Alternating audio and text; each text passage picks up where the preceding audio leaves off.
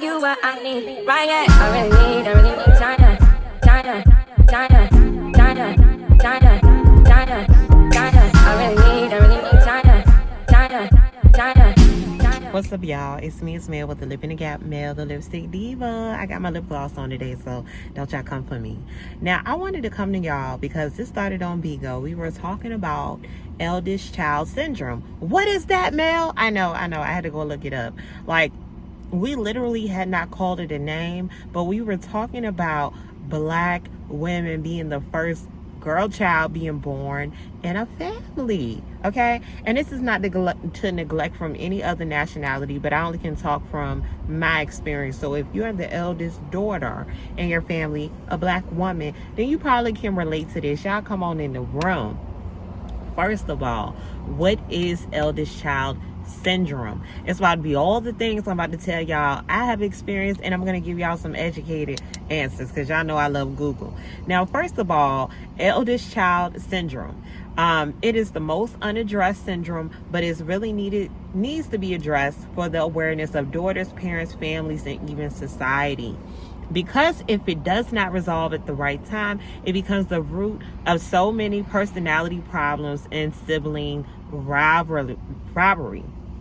Y'all know I can't say shit right, okay? Period. Now, it is 8 signs that you have eldest daughter syndrome. The 8 things include unhealthy competitive attitude, and extremely high self-esteem, desire to lead, continuous urge to become flawless, act as a parent to other siblings, becomes obsessive, becomes controlling, family pressure on eldest daughter to become role model for other siblings. Oh my God. Like, these are so many of the things that I have experienced in my life. Listen, y'all, let me tell you something.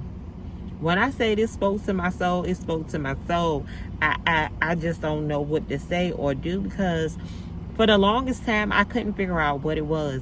So, for example, like myself and my mother, like I talked about before, we have not always had the greatest relationship. As I get older, I try to do my best to be a great daughter and to understand that she was a woman that went through things. Can't say that I will forget about things that I felt like they traumatized me, but I definitely can forgive and move forward and heal that self. Hence why I'm in therapy, okay? But at times I do find myself, because I have 2 younger siblings, growing up when they were babies, I did watch them if my mother had to work or she had to go place.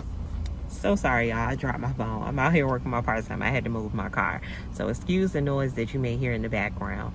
However, like I said, growing up, I did help my mama watch my sisters, and I have 2 of them. We are about 12 years in age.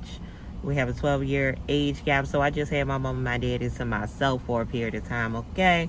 But not only that, as I have gotten older, I always find myself trying to teach my sisters responsibility and to not be so carefree, because I don't want them to run into things that I have had to learn in my life.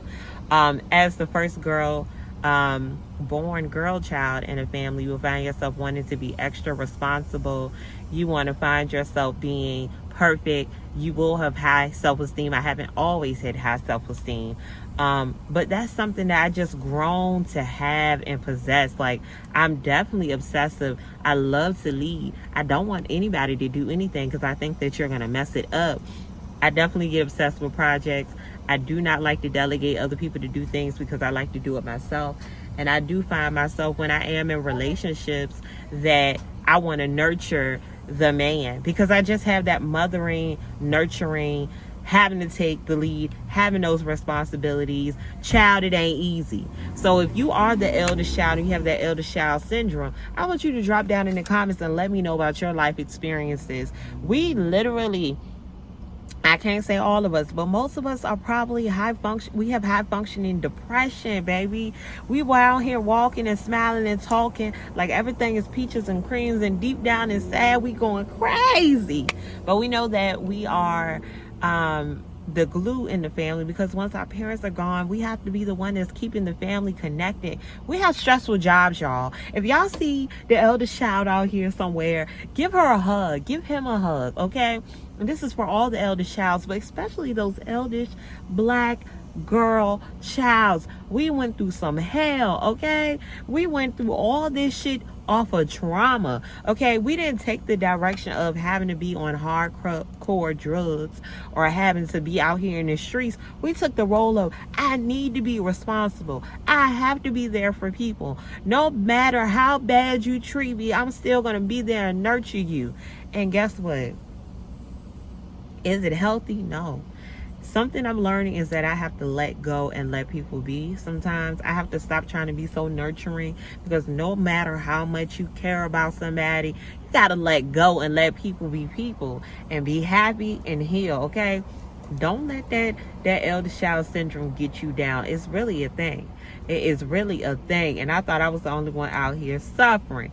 We usually have mommy issues, or some of us got absent fathers. I luckily didn't have an absent father, but I did end up with the mommy issues. Okay? I do feel like when I see my siblings, like say my mother was there to help them get prepared for prom, I get a little jealous, because I'm like, damn, I had to pay for my prom. I ain't gonna say she wasn't there at all, but I just know that a lot of things I had to handle on my own. And I do like to handle things by myself. I don't like to ask for help. If I have to work 4 or 5 jobs, I probably will do it, because I just like being independent and having my own shit, because that's just how I've been all my life, being independent. And now that my father and mother are 20 years apart, so now my father is more dependent on me. Like when I tell y'all, when my daddy had his stroke, I cried my little ass off, because I'm like, oh my God, more responsibility. Why? But I cried my tears, wiped my tears, and put my cape on and became Superwoman. And I'm here to save the day. I'm just here. But y'all drop down in the comments if y'all feel the same way, or if you have been through some of the similar situations. I know I kind of been all over the place a little bit, but I know y'all get what I was saying.